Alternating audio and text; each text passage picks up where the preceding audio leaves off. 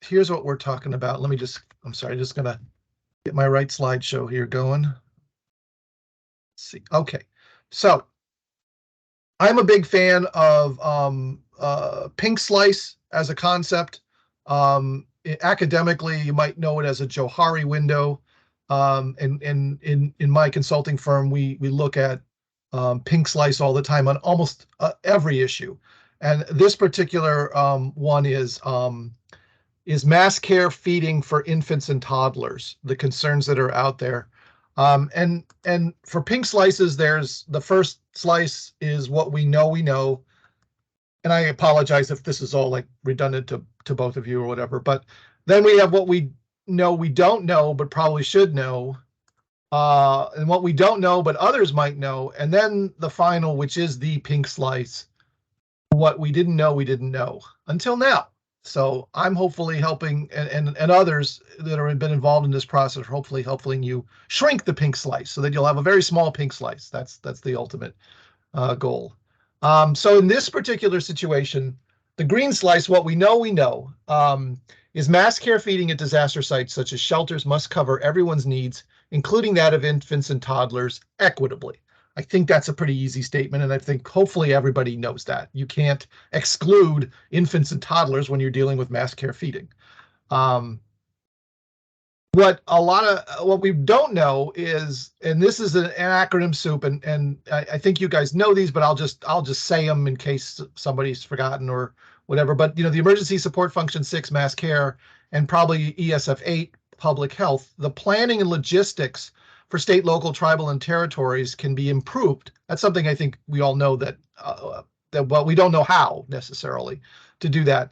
And I'm going to include in here access to milk banks. That's something that I think some people don't know, but other people do, or maybe it's something people hadn't thought about, but they think they might have need to think about it, that kind of thing.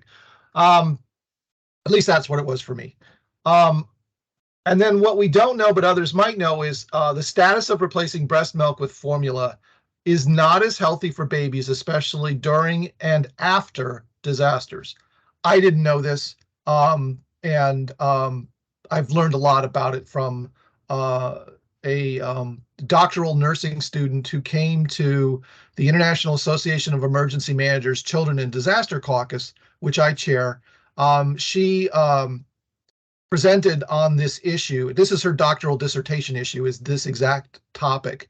And I drank the Kool-Aid, as I like to say, from that particular presentation. And we ended up co-authoring an article that explains it more, and I'll put that in the notes, in the chat, I mean, as well too. But here's the pink slice, and that is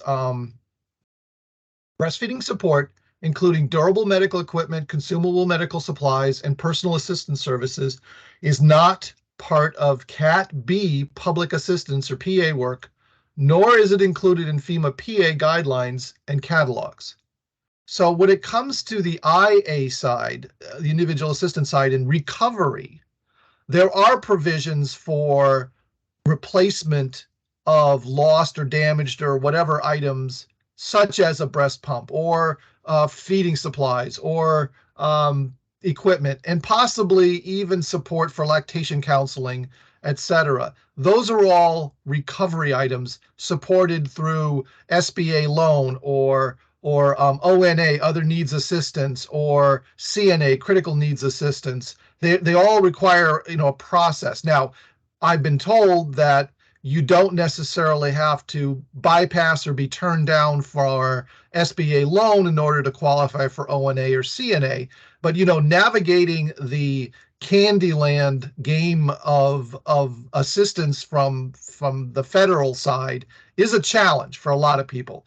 And the point of this particular exercise series is that that's all well and good, and it covers recovery, but we need something in response. We need to be ready 3 days before a notice event, like a hurricane or a wildfire or whatever, or immediately ready upon a tornado, in sheltering, because people can't wait 3 weeks or whatever to feed their babies. I mean, that's just the bottom line. Nor should anybody else have to make a decision about switching to formula because they're having challenges with their own human milk feeding methods and processes or whatever, unless they want to make that decision. It shouldn't be forced upon them. I think that's kind of the premise of what and why I'm doing all of this. So I'll stop there for a second and switch. If either of you folks have questions, just chime in.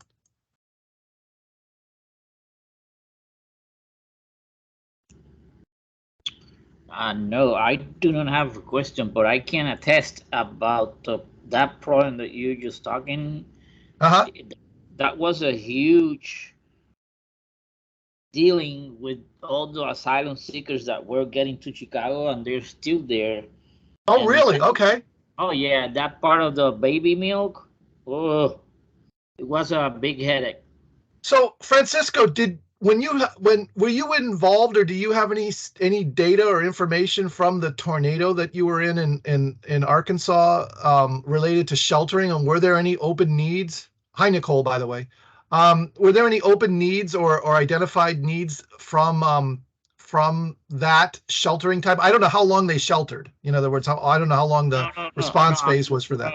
I was not talking about Arkansas. I was talking Oh no, about I know, and yeah, I know you weren't talking about Chicago either. That the asylum thing is absolutely, the same rules, the same concepts apply, whether or not that's under Stafford or not. I think people would still be looking. People, meaning shelter operators, would still be looking to the national mass care strategies for best practices.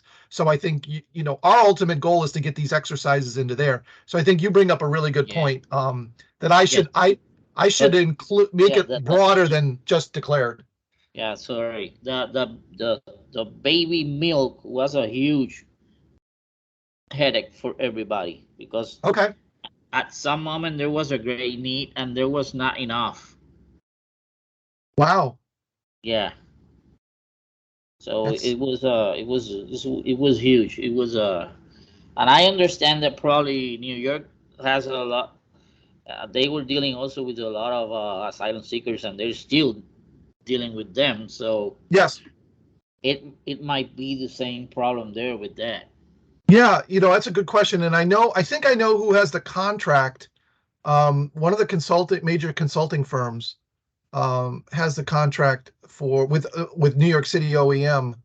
I'll certainly make some inquiries on that. That's helpful to know, how they may be doing any kind of support related to durable medical equipment or alternatives. I don't think New York State has a milk bank process. I do know that some of the hospitals have, in their neonatal or whatever areas, they do have human milk stored there for possible use or whatever, but not on the volume that would be needed in something like this. I think New York City has got over 100,000 asylum seekers, either in process, meaning that that's what they're housing now, or that's what's been through the mill in the last some period of time. I don't know the live number of people in beds. I know how many people Red Cross is sheltering from Hawaii and everything else. I get that number every day, but I don't have stats on the asylum folks. We're not managing that as a Red Cross, just FYI, in terms of reporting that up to FEMA. It's not counting in the same bucket that we have. Great question. So, anybody else? The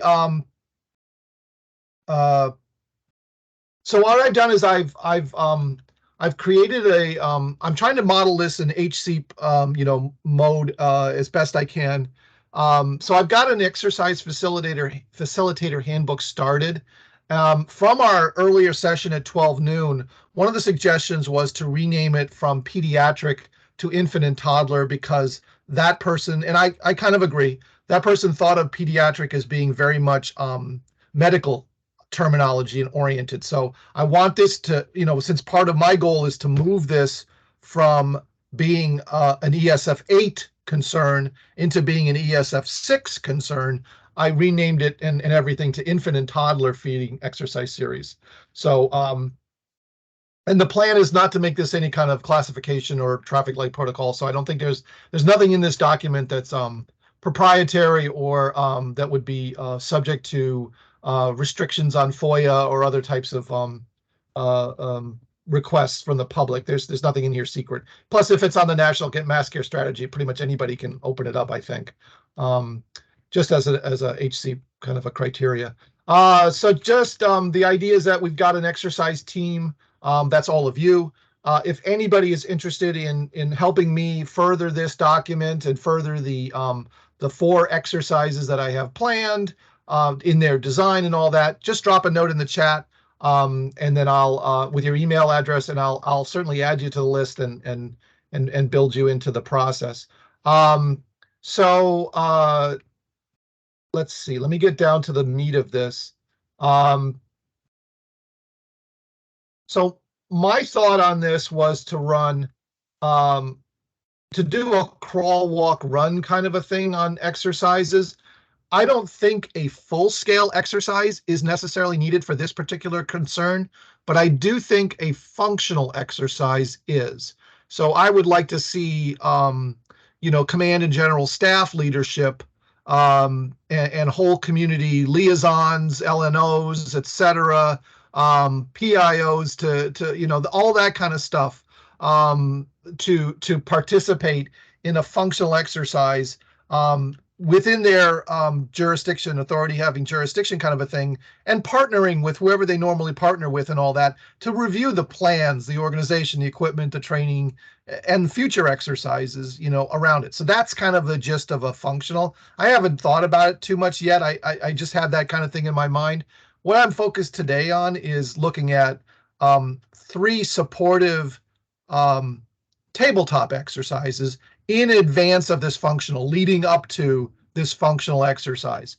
And those would be a before, a preparedness one, what to do before notice event or what to do before you're actually doing it. The response recovery, that sort of interim recovery or phased in, response and recovery type of thing. And then the third one would be sort of that mitigation, long-term recovery mitigation kind of exercise. Demobilization would be in that third one, as well as, kind of the integration of these issues into overall after action reporting improvement plan stuff. All the things that we really should do anyway when it comes to an exercise. Everybody loves to do, in my opinion, everybody loves to do response exercises. Very few people actually get through recovery exercises. We did one not too long ago, 2017, we did one for Gotham Shield. It was pretty cool. But that's really the gist of it, is to figure out, how do you make the exercises better? How do you make the plans better? And you need to build that into an exercise. At least that's what I think. So here's our standard assumptions, standard exercise objectives kind of a thing, standard list of players, observers, all that kind of stuff. But what I talked about, and standard list of for the functionals, I would really like to get FEMA's National Exercise Program to help with developing some of these critical type documents. I'm not a great writer of EEGs and measles and all that kind of stuff, but I imagine somebody else is. So that's the thing. So the 3 tabletops are preparedness, response, and recovery / mitigation. I mean, it's just kind of like the same sort of 3 phases. 3 parts to the 5 named phase. I don't really think, and we didn't, there was a comment in the noon session also, there really isn't a lot of protection and prevention elements to this. We're not looking at going down a rabbit hole of specialized logistics, supply chain security that needs to be done to make sure that breast pumps get to shelters. It's not that kind of thing, because there's not really much difference in the commodities than there is in any other commodity. This isn't like doing a methadone clinic and where you have, extraordinary security concerns. That's my thinking, at least. So we've got the exercise building blocks. I think planners, this is the ability to review, revise exercise facilitator handbook. That's what we're doing right now, actually, in an exercise design workshop. At the same time, I'm totally fine with a jurisdiction going to the National Mass Care Strategy, grabbing this document and running with it themselves, and either A, never helping anybody else outside of their jurisdiction and just using this. That's all great, fine, make their own version and never come back again. Or even better than that would be the jurisdiction, the state, the local, the tribal, the territorial, takes our template work and then goes forward with it and tweaks it and makes it better and then sends it back to the National Mass Care Strategy with revisions and changes. And I think that would be really cool. So the idea that this being a living document and continuously being improved is what I'm hoping for, as well as the exercises themselves. Thanks, Nicole. So then there's this tabletop exercise series. So again, that would be command and general staff leads. That's my thought. I'm not looking to have this is at the operational, right? In terms of levels of planning and objectives. This is operational stuff. This is not tactical. So the person who is the shelter worker who's going to actually do the care assistance or lactation counseling, I'm not anticipating that they need a tabletop to do that. It's more the sheltering manager, the person who's running 12 shelters needs to understand what's going on. The person in logistics who leads logistics needs to understand what's going on. The person in planning, the person in finance admin, that's what I'm thinking that this is. And command, of course, and all the command accessory folks, PIO, safety officer, et cetera.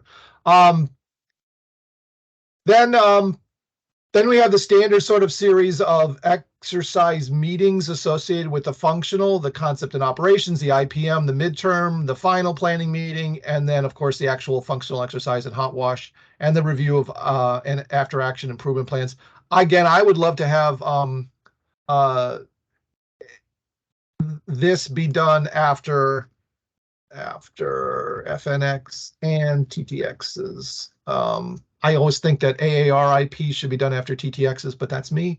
But I'll let anybody else decide if they want to. So here's what we've got. And I got to tweak this. Let's see. So this is preparedness. So from our last meeting, and this is the bulk of what I wanted to talk about tonight. This is what we discussed. I've got placeholders. I'll just go forward for a second. I got placeholders in here for response, recovery, and mitigation. My plan is to do another one of these types of workshops to go through how to build out the tabletop exercise for these other two tabletops. Tonight, it's just focused on the preparedness tabletop exercise.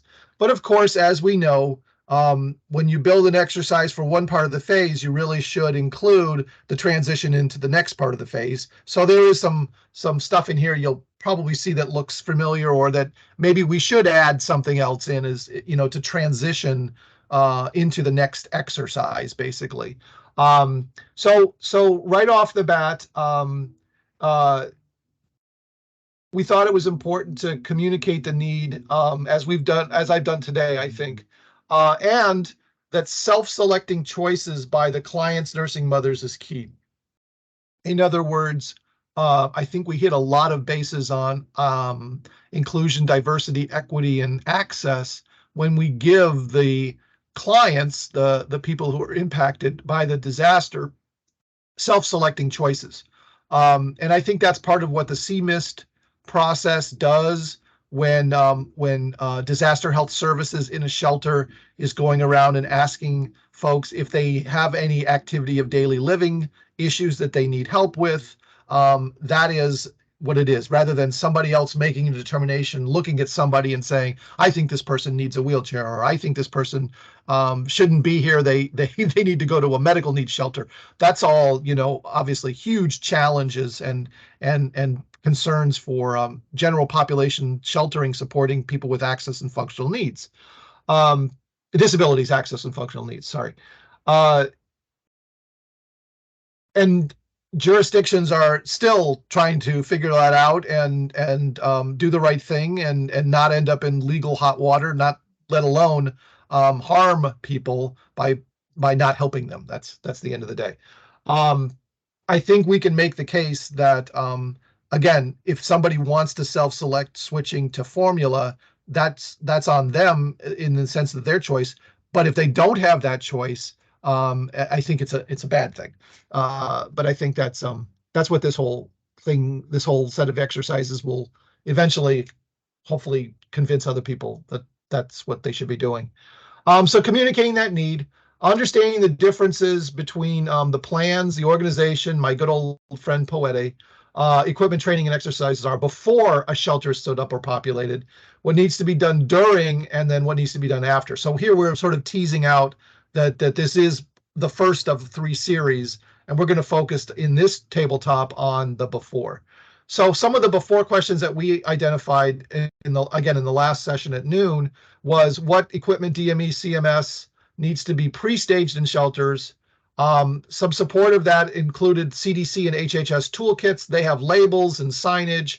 There was an indication that a private area with a comfy chair, et cetera, a lactation room needs to be established inside the shelter. Also, medical refrigeration needs to be made available. That's obviously something that should be already in place in every shelter as it is, but space for it and training and knowledge and so forth for the disaster health services staff that in addition to things like insulin and something else that might need to be refrigerated, there's also that human milk might be needed to be refrigerated, and it shouldn't be stored in the food area for general population feeding, that refrigeration. Hydration and nutrition priorities for nursing mothers. One of the things that I had heard from some of the research I've done on this is keeping nursing mothers hydrated is one of the critical things that keeps them successfully lactating with their infants. So lacking hydration, which is a common thing that happens in disasters and sheltering situations under stress and maybe days without having water and then getting rescued and then being brought into a shelter. All those kinds of things can be challenges. Then there's the logistics, procurement, just-in-time protocols, transportation, et cetera. Then there's a separate bullet for the staffing side, what staffing needs to be allocated to shelters. So these are questions in a tabletop that would be for the folks that are, day-to-day doing sheltering and emergency management and logistics and all that other fun stuff, to say, well, what are your plans? What are your plans for staffing to support lactation counseling in shelters? What are the potential bypasses or needs or waivers that are there? What do you want to put an EMAC request in? If you want to put an EMAC request in, is there a code on the FEMA list for a job position for lactation counseling? I think the answer is no. You can get a sniper or a backhoe operator. That we have a code for, but not this. And then what kind of CMIS training is needed, sort of just in time or others, to work with clients. And one of the things that came up after the conference, I had one of the participants drop me a note mentioning, it's not always your ideal client in the sense that the perfect client, I should say. You may also have people that are combative, that are of different cultures, that have cognitive disabilities, that are nursing mothers as well. So what's the training like for somebody who's helping them with lactation counseling?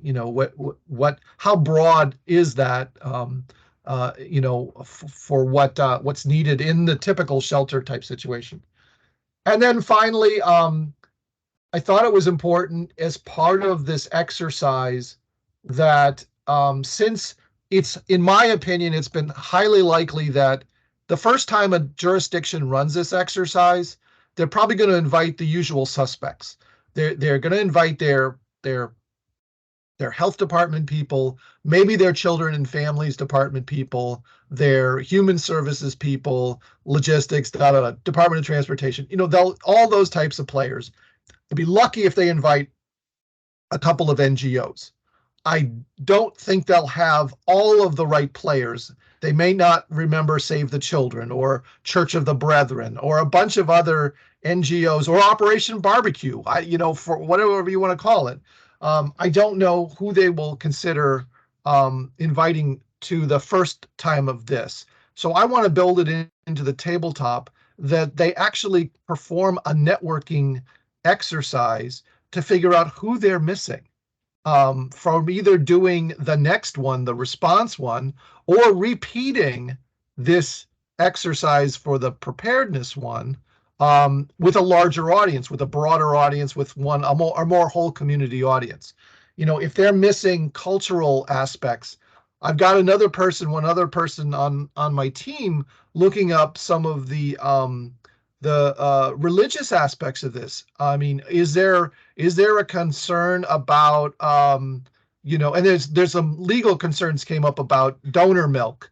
If you shared it, what would be the health concerns? What could government do or not do to support that? Then there's also cultural issues.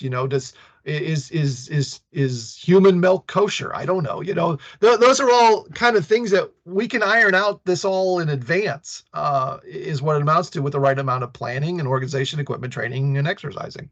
So those are some of the things, who should be at the table, whether it be funding or logistics and supply chain and so forth. The funding questions are critical, because I think, as we hopefully all know, disasters happen whether or not they get declared. So the states are and the territories and the tribal entities are really on the hook, to support them, whether or not they get reimbursed by the feds, is a secondary question. And especially when we're talking about emergency protective measures, Cat B work, it's got to be done. There isn't we can't afford this, in my opinion. So getting everybody else to agree with that is something that I think is important, so that those folks are at the right ones at the table. This becomes that question of well, how many breast pumps and what type should we buy in advance, and how many should we put in each shelter, ahead of the storm, knowing that potentially you won't be able to get a logistics delivery on day 0 of a hurricane, or day plus 1 or 2. So those are the kind of open-ended questions that I think are still out there. And I think that's why the tabletop is going to just ask those questions and see how people are going to solve them with the planning that they have. So that's what I've got. And at this point, I'd like to just ask you guys if you have any other thoughts on other aspects of a preparedness tabletop exercise, other questions that should be asked. The scenario, I think, could be, a notice event, no notice event, doesn't matter. Nicole, go ahead. So thank you for putting this together. I have to say, I don't really know whether my question is very specific or whether it's just something that you have me thinking about, since you're talking and it's making me think about exercises and then our experiences during Sandy. Yep, that's fine.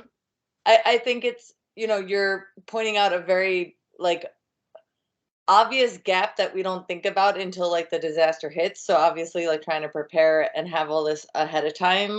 Right. But then to your point of well, who's in the room, and the right people in the room, and then it made me think of our fact planning, and how a lot of the times the funeral home directors are not included and things like that. So I was wondering about daycare centers and other places that might have stuff that might be going bad, schools or daycare centers, or Sure. These intermediate places where students will go before or after school, that might have infant care or toddler care, either be it formula or other things that might be able to help in this case, especially because during Sandy, not only were things horrible to try to get the schools weren't open, a lot of the grocery stores just were inundated, let alone flooded in certain areas. So what's your next step to try to get those things? Plus, I'm sure in a lot of cases, some of these places were looking to donate that and didn't, it's almost connecting the donor with the need beforehand. Yeah, that is a great question. And, when you brought it up, it also invoked what happened during COVID. There was a baby infant formula shortage, unrelated but exasperated by the pandemic.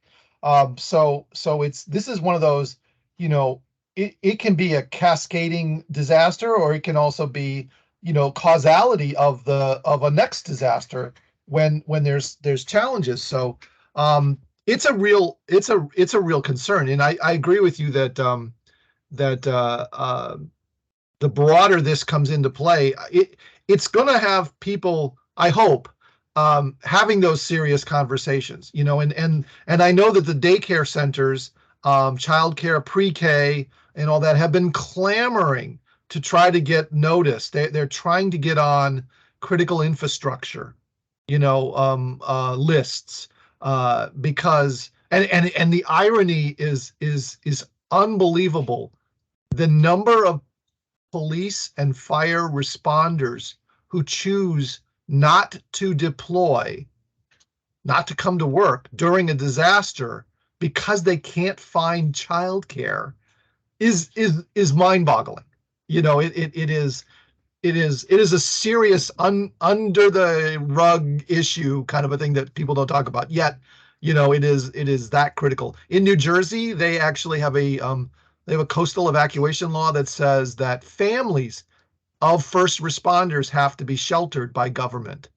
And the point of that was to make sure that there were resources available so that those responders weren't making that decision about staying at home and helping their family stay out of the harm's way versus going into work. So thanks, that's helpful. Actually, I also I highly recommend trying to maybe, or at least in the future, think about expanding it beyond just feeding too, because childcare, that was a huge issue during COVID for the essential workers who weren't deemed so essential, i.e. some of the transit workers who were moving around the essential workers, and trying to have, childcare. So it's a great point. Thank you.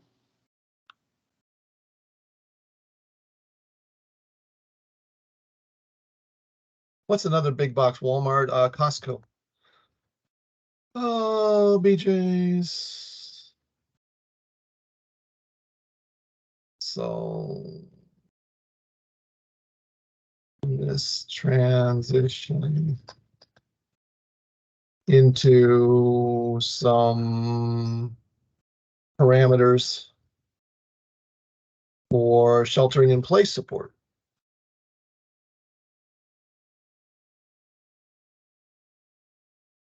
At community sites such as Big Care.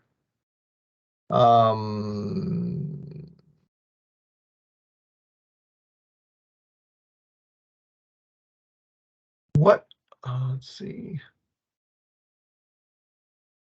I'm trying to remember what it's called. There's it's funny, I worked in this department. I don't remember what they called them. Children and families, when they do visitation, supervised visitation, there's there's a potential that a site like that might need feeding support during a disaster. But that's not on the radar for critical infrastructure. In the same way that the daycare centers and others aren't as well too. And it's ironic because both of them are licensed sites, just like a nursing home or a assisted living center are both licensed too. So it's interesting, just how we view government oversight of sites for feeding very differently. So sorry to jump in, you just made me think of something else. I was just at a correctional symposium where they mentioned that a lot of jail locations will also have childcare on site because of pregnant prisoners or pregnant people who are detained. Use the right terminology. So it's another idea of, number one, that they might need assistance, or at least it's a good collaborative partner to especially plan with.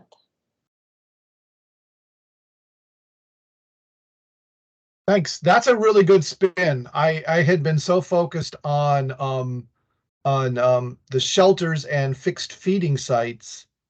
I had forgotten about the possibility of sites that effectively can't evacuate to those types of general population sites. there is still a need to be supportive of mass care at those facilities.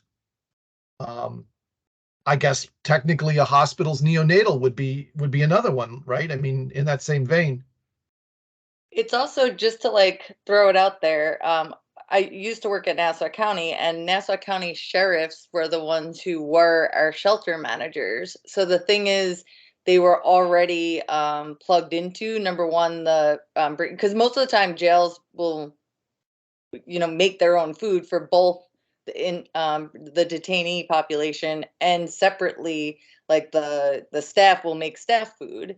Right. So they're the ones who would feed us in the EOC. We would use sheriff Right. made meals. So a lot of the time, if there were those needs, you can easily kind of funnel that stuff through the EOC. So there might be opportunities, especially with smaller jurisdictions, to kind of collaboratively use the efforts, and even some of the same, like, because they're a jail and because they can't evacuate, they have emergency contracts. Like, food's gonna come in no matter what. It might come Right. in double the case at the beginning of the week or whatever it may be.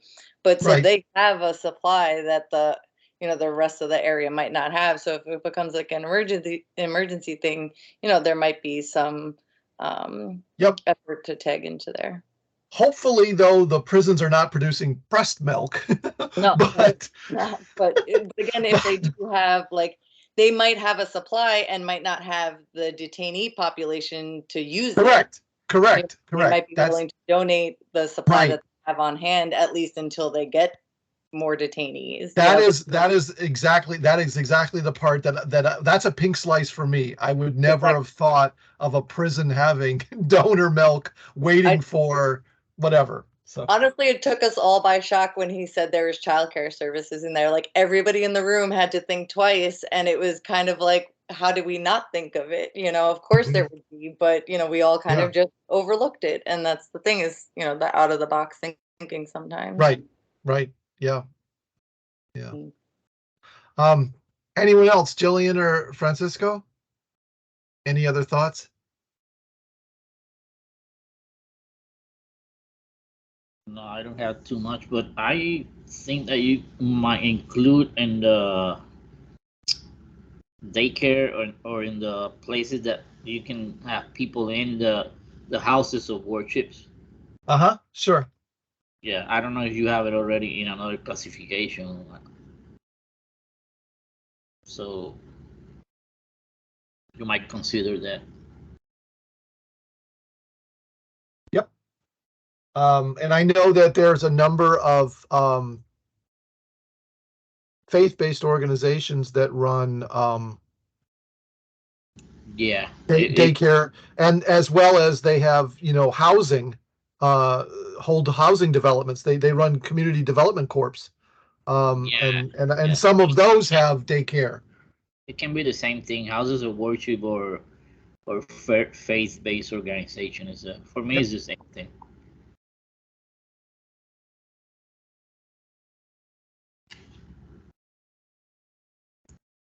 Cool.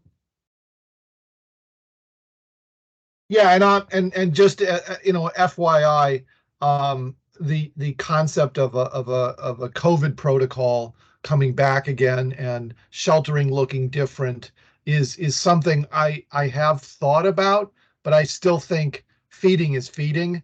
It's not like, oh well, we're in hotels, the infant toddler problem is solved. It's not. In fact, it's probably exasperated because people are more isolated than in a sort of community effort. So one pregnant mother may not know that there's another pregnant mother if we're doing hotel sheltering as compared to gymnasium sheltering when it may be pretty obvious as to who's who. So that's something else that again I don't think it's like completely different if we were having a whole conversation about cots and this kind of cot versus medical cot versus whatever, and then suddenly I throw in the mix, well, what if we go to hotel sheltering? Feeding is very different from that, I think. But well, other than that, I think that's what I had. That's kind of the end of the work. My plan is to build out a tabletop to do a couple of things. To move forward with the tabletop, I am in conversations with both FEMA mass care people and Red Cross mass care people on getting this whole series put into the National Mass Care Strategy. You know, I don't know. I don't even know what the process is for that. I'm not even sure if they know. Because I don't think anybody as a third party has said, "Hey, we want to put something up there to the National Mass Care Strategy." But we'll see. And then so while we're doing that, I'm just building out the stuff and trying to do it in a whole community manner. I will keep pressing to try to get folks from someone or multiple people. I'm fine with whatever. Open invitation to the sovereign tribal nations and to the territories to put their 2 cents into this. I get the feeling that island and sovereign nation protocols are and logistics are quite different. I just don't know what if there's something else I'm missing. I know mass care general population feeding in Puerto Rico, for example, is very different than it is on CONUS on the continental U.S. The packaging, the type of food, the push kits, that kind of thing are very different. I just don't know what the story is with infant formula and or with donor milk and or with lactation counseling for breast pumping and all that kind of stuff. I just don't know what it is. And since in Region 2, which is this, by the way, thanks to the IAEM USA Region 2, they're the sponsors of this particular workshop today. We've got Puerto Rico and the U.S. Virgin Islands in Region 2, so we want to make sure we're supporting all of our constituents within the IAEM, especially those that usually don't get that much of a voice. And I want to make sure everybody gets a chance to put their 2 cents in on this. And let's see. So that's the end of that. Let me add a couple of links to the chat so you guys have it. This first one is the article that Jennifer Russell and I wrote for the Domestic Preparedness Journal. And Jenny Russell was on the 12 o'clock session. She is a registered nurse, and she's going for her PhD in nursing from the University of Tennessee. This particular topic is her dissertation subject. So I defer to her on all the whys, why this is important, why and so forth. But I'm also not I'm not just going to sit by and admire the problem. I want to see if I can try to fix it. So whether I'm tilting at a windmill here, I don't know. But I'm taking this on from all the different aspects. Ground up, we're going to give some stuff out to the SLTTs and see what they can do with it. And then top down, I'm having those conversations with national people at FEMA, about, hey, can we change this? Can we make PA include this?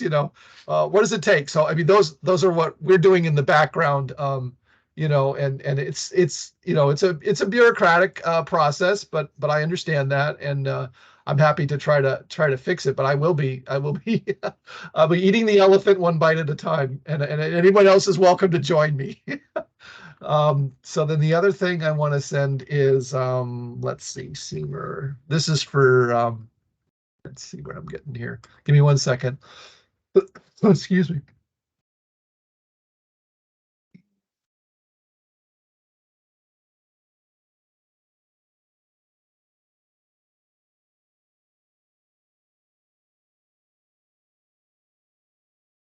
So for Jillian, this is the link coming up in a second. Anybody else is welcome to read it too, but unrelated to this topic, but this is the link to the January 6th report that my my consulting firm did pro bono for the Center for Emergency Management Intelligence Research, which I also run. So I did it for myself. There's no cost. It's on our store, but it doesn't